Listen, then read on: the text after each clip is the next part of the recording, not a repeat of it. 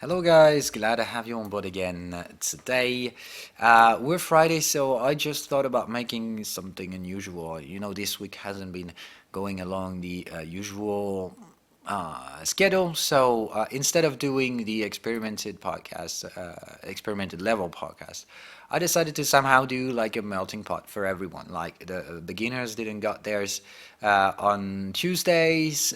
We've been missing the MCQ test correction on Wednesday.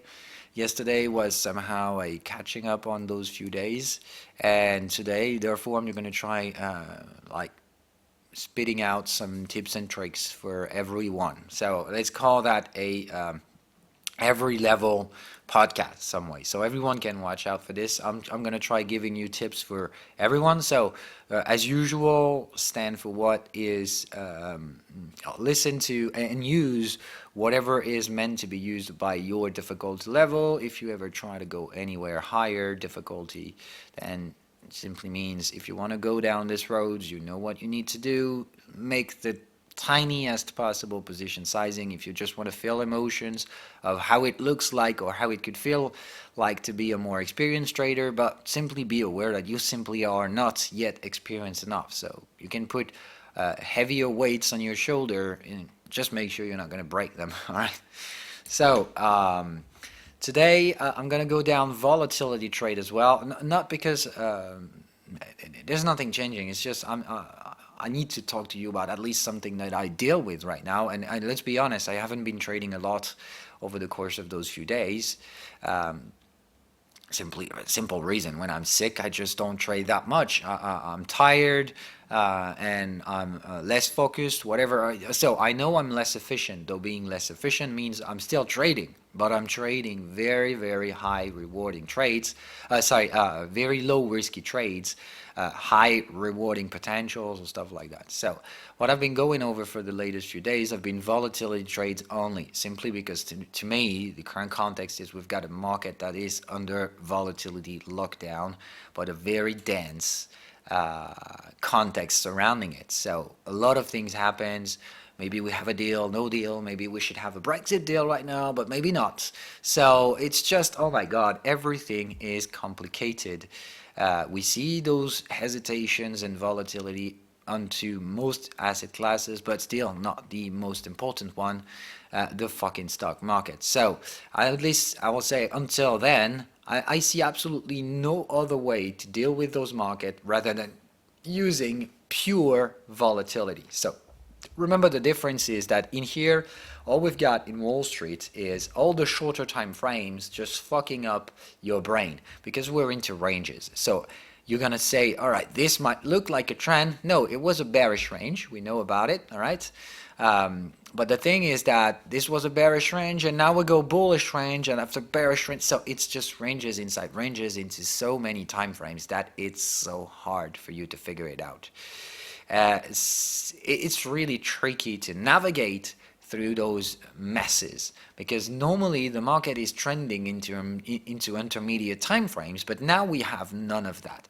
We're all just ranging everywhere on so many time frames. So that makes it even more complicated because most of the time those ranges are trending ranges, which means they look like trend, but they're actually range, and which means you beginners, row beginners, those who are really white or eventually early green, those early range trade you master, the 76% fib and stuff like that, they rarely will show up. Because when you feel like they will show up, it will be the trending range, which means you're going to try catching up an area like that, and it's not going to work. Or at least you're going to be risk managed. So normally you should navigate fine. If you do your risk management, you should take no loss. But psychologically speaking, it's exhausting because you rarely get paid off for the risk you take. Though you don't take losses, but you rarely take gains simply because those markets are really hard as hell to navigate with with trends and ranges, because what we have is the exact in between, the trending ranges, and it's goddamn hard to trade with those things, especially when they're just mixed up all together into so many time frames. So in here, when you've got this, a lost market, whatever, I already give you that tip for the most experienced ones. stop dealing with that and instead show up your Bollinger Bands, because using this you'll just make things a little bit easier, all right? But the problem is, anytime you make something easier, it's generally a false friend, which means, yes, Bollinger Bands makes the reading easier, simply doesn't make the trading easier, and you really need to understand the huge difference that is in between those two. Because for beginners, though I'm talking especially to the white and greens in here, if you think, all right, Bollinger Bands, man, that's wicked, why the hell am I still trading to trade the fucking ranges with trend channels and stuff like that, all those complicated rules? I should just be waiting for Bollinger Bands. Man, look at that. Anytime we go there, it's just a freakingly great reversal. Though I simply suggest, all right, go for replays. Just try to test that strategy without biasing your vision, all right? And just have a clear look at how things behave when they reach out to Bollinger Bands. They don't necessarily reverse, though it's really dangerous to go down these roads of, all right, let's make it easy, all right? Yeah, you can make things easy when you're experienced enough to understand what the hell goes on, at least what happens in those contexts. Because yeah, Bollinger Bands is fine when you use it in an appropriate context. All right. So let's cut the crap in here. Yes, we're definitely into perfect context for Bollinger Bands usage, especially in the Wall Street time frames. Anything lower than 4 hours, so H1, 15-minute, whatever. All of those time frames are pretty great for to use Bollinger Bands instead of trend channel, simply because in here we're in pure volatility mode. Let's give you an example. Like going here yesterday in the Nasdaq makes absolutely no fucking sense. We just try to break on top of this level. Some people would say we had to, all right? No, we just didn't nearly give a shit. It was just reaching out to volatility limitations.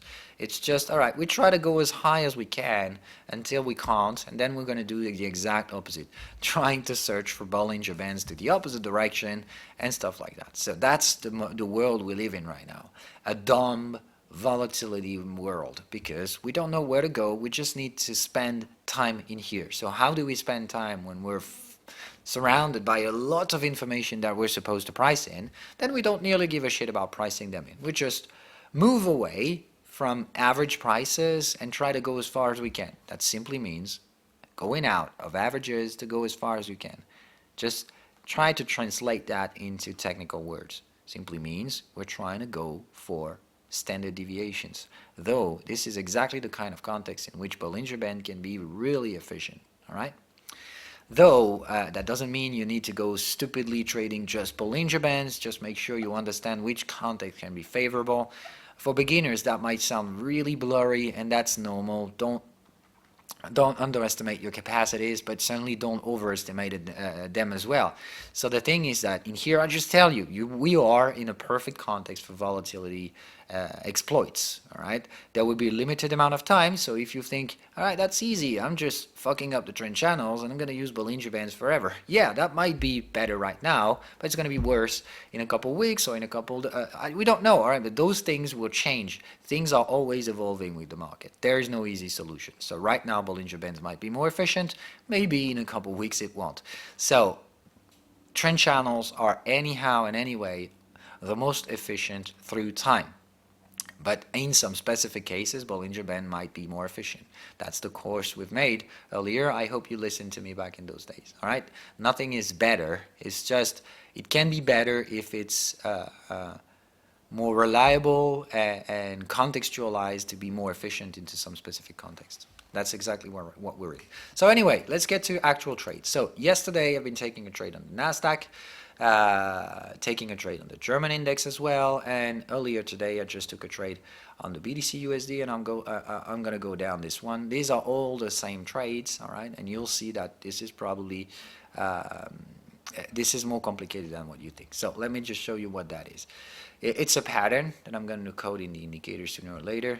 It's I'm just trying to get this one to be coded. It's not easy, but anyway, when you get this, all right, all the Bollinger Bands heading in the same area. Like, all right, strong cluster in here. You just get into the context Bollinger Band with the trend Bollinger Bands in here, and you get the cross signal, right? Like the breakout signal. When you've got the breakout right into the Bollinger Band, prices reaching out this area, going overbought territory or oversold, obviously on the opposite direction. You don't necessarily need to have a momentum confirmation. That can be a really aggressive signal. So not for beginners, all right? Once again, white guys, green guys, stay the hell out of here. It's a tip for yellow and orange in here. When you get this, you blindly take the fucking trade. That doesn't mean the trade will obviously work 100% time. Nothing ever works out this way. But you're generally going to have a trade in here that will offer risk limitation right after. So you get in here, take the trade. When you trade near the target, or you do have a triangle, it would be much better. In here, no triangle, all right, but still, that's fine. You get into these things, you make sure you're overbought or oversold at least, all right? Generally means the market is overextending to get to volatility. So when you get there, you got a perfect low-risk volatile trade. Low risk certainly doesn't mean guaranteed. All right, you really need to understand that. I'm going to give you an example of the one I took on BTCUSD, which is way, way riskier, and I think this one's probably going to fail.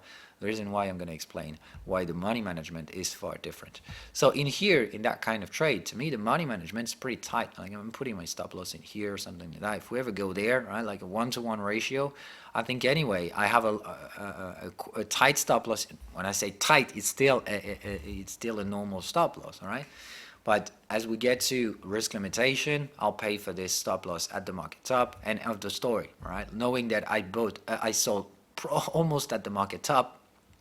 Sorry, not in here. No, this one I missed this one, so I took it yesterday evening in here. That's where I sent you the notification. So if we go there, I'm probably going to take 50% off the trade to pay for a stop loss at the market top. End of the story. I spare the rest of this trade for very, very long times because it's going to be a swing trade, right? So, and after what happens afterwards? Do you really think I care? I don't care. Either the market will reach out to high and will simply put me out with no losses, or the market will confirm. And if it confirms, then I'll get to reinforce, breakout trade, expose myself slowly but steadily ahead of a potential trend. That's simple as that. Right? I don't know shit about what's going to happen. This is purely stupidly volatile. So I don't try to put things into tiny boxes. I'm just saying, all right, it's stupid, it's volatile. I'm just trying to exploit whatever I can. If it doesn't work, I take no loss. If it works, I can take a nice gain. This gain will take a little while to figure it out, so I know it's a long trade. It's a long shot. Simple as that. All I'm trying to do in here is to get a safe trade and to let it go. All right, like I'm putting aside from my head and waiting for the day Wall Street will actually figure out a breakout of major supports.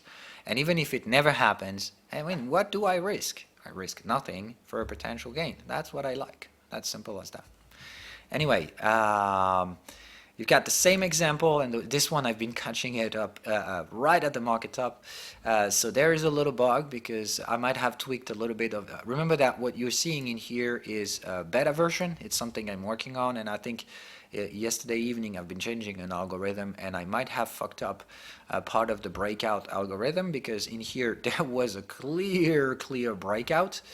And it was it was on the 4-hour in here, and you see the same type of trade, same context, but in here something obviously didn't work well because there is a breakout right in here. It should have been detected. I don't know where it was detected later yesterday. When I took the trade, we were right at the target. Let me just explain. All right, so the breakout is happening in here. This is the breakout candle. This is the breakout level. This is the breakout low, as this is just a few candles. All right, so sorry, oh damn it, I'm giving away information about my code. Anyway, the target will have been just in here, and it was in here, let's be honest. All right, sorry. The target has been shown a little bit earlier. Damn it.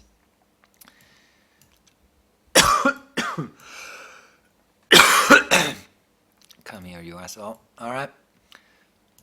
Though we were trading right at the target into Bollinger Bands, both the short-term and the context Bollinger Bands in the same area, though I took this trade. Remember that anyway, I told you 12.8K is a very interesting area for me in terms of German DAX. So going along this road is yesterday was the perfect trade. It's a 4-hour trade in here, though the risk management is wider stop loss and longer time frame, all right? But I'm holding this trade as well. God damn it. All right. Now let's see a different context. Damn it, I'm gonna make it. All right. Let's see a different context in which things are looking like being pretty much the same. All right, but in here the risk management is significantly different. So let's figure this one out. All right, we're in the Bollinger Bands. We've got the cross signals. Though buying entry, right? We're oversold. We've got it all, right? So what do you do with that? Do you get to buy in here, put a tight stop loss, and stuff like that? No, ask yourself the question. And think about what a trader does. The trader's not there to forecast how much yielding you could get for how much risk, all right? It's just, don't think it that way. First of all, try to estimate the risk. Try to calculate how much you're willing to risk for that type of trade, and then, and only then, you check if there is an actual reward worthing that risk. Certainly not the opposite. Most people think about that, think about trading on the totally opposite direction. You first forecast how much you could make if you were right, and then you eventually put it in motion if you think that there is a limited amount of risk for that gain. No fucking way. I'm certainly not thinking that way, mostly thinking the opposite way. First of all, I estimate the risk. Though that type of trade, I know I'm generally not risking more than 1% or 0.5% for this type of trade if it's really risky. I calculate where I'm going to put that stop loss, though I know the position sizing, and then, and only then, I can estimate how much I'll eventually make with that trade. Eventually. But then, when I make that estimation, does that really worth the risk taking or not? I mean, to me, in here, the answer is simple. If the trade is risky, I want at least 1 to 2, which means I risk 0.5%. I want to get 1% off in the end. But that's certainly not the only way I'm dealing with this thing. All right, it's a range trade, a 1-to-1 ratio. I'm fine with that. All right, it's no more no less. I'm not going to go anywhere below 1-to-1 ratio. Otherwise, it simply doesn't worth taking that risk. But anyway, am I going to take this trade? Let's ask yourself the right question. Do you really think I'm taking that trade? All right, I'll let you think. It's important for you to think for yourself. Yes, I'm taking that trade. Now, what's different from the previous trade is that it's certainly definitely fucking not the same context. Now, let's just zoom in. Let's just put them aside, all right? Let's just put them side to side. That's interesting to do it that way. I think that's the most educational way to do it. All right, so here and that. There, this and this. What's the difference? All right. There are a lot of differences to me. All right. Let's make the first one. In here we have a freakingly huge drop. As you can see, moving averages are going down, and the volatility is just contracting. All right. So we're somehow created a drop off. All right. Burst in volatility. Then we contract, and we've been sideways action. We've been doing sideways action for 3 weeks in here. More than 3 weeks of sideways hesitation, and we're going back to bearish volatility limitations in here. So yeah, still, that doesn't mean I'm not taking the trade, because if we do reverse in here, we can go there straight line, and that wouldn't necessarily be a surprise, and we can even go higher, like searching for the moving average, for example, could be a potential interesting trade. All right, so there is a reward. There is definitely potential reward in here. Yeah, now what's the risk? All right. Because that's how you need to think about it. Don't think about the potential huge gains you could make if market was to reverse 9 to 9K, eventually even going back to 10K. Can you imagine how much we could make? No way. No shit, Sherlock. What's interesting in here is how low can we go before going in there?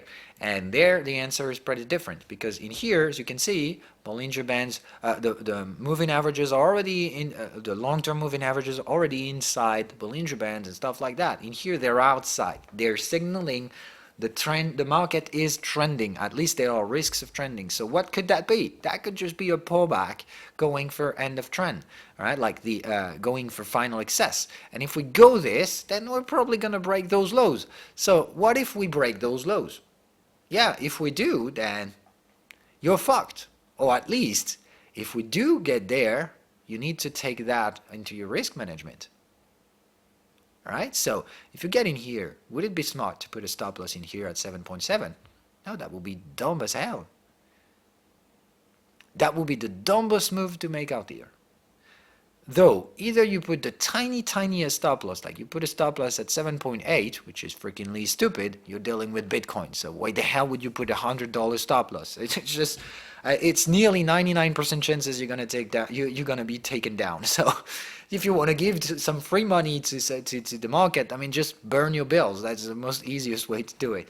It's pretty much equivalent to doing that type of trade. So, why the hell would you do that? I don't nearly think it's interesting to do such thing and put 100% stop loss. So if you must account a potential final excess in here, where the hell can you put your stop loss?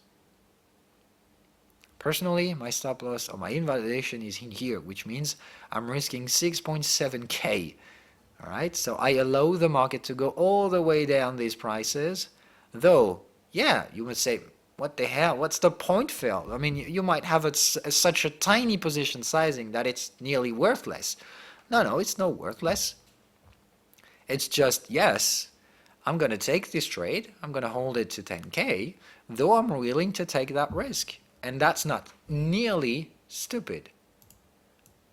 Right? I'm just taking a very tiny position sizing. I'm going to keep it to 20K. And I'm putting my stop loss in here, and I've got a 1 to 2 risk reward ratio, right? As simple as that.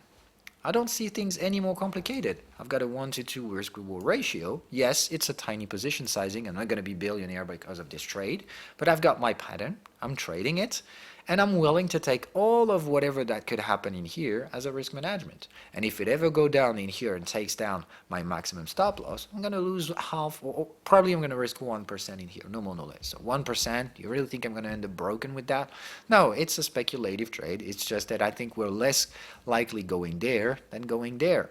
So I'm taking the trade with a risk limitation, all right? But obviously, I'm willing to understand that we can go lower here, and that we very likely will do. As we're going to do it over week, I'm going to be with my baby boy. I don't want to try catching up the bottom, which means if you want to be patient, I suggest you just wait for the market to make a slightly lower low in here. The most likely scenario is to go trading this trend line one more time, like getting in here and bang, up. All right? Look out for possibly, I think, another 4-hour breakout.